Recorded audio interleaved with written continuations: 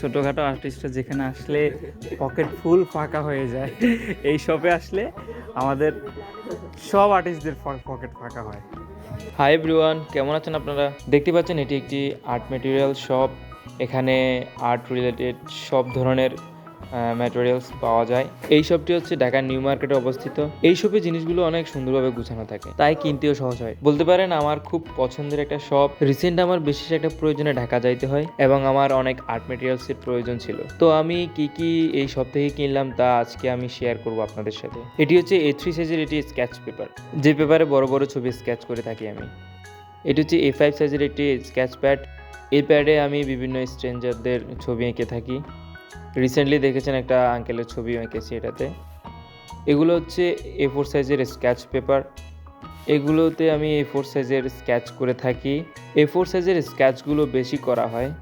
এটি হচ্ছে মনমার্টের একটি অ্যাক্রিলিক কালার, যা 24 পিসের। এই কালারগুলো দিয়ে আমি বিভিন্ন সময়ে অ্যাক্রিলিক পেন্টিংও করি, এই কারণে নিলাম। এরপর নিলাম একটি স্কেল, যেটা 24 ইঞ্চি। এরপর হচ্ছে ফেভার ক্যাস্টেলের পেন্সিল। এগুলো হচ্ছে মরিসের চারকোল পেন্সিল। এটা হচ্ছে মেকানিক্যাল পেন্সিল, যা নোটপ্যাডে স্কেচ করার জন্য নিয়েছি আমি। সাথে এর জন্য একটা লিডও নিলাম।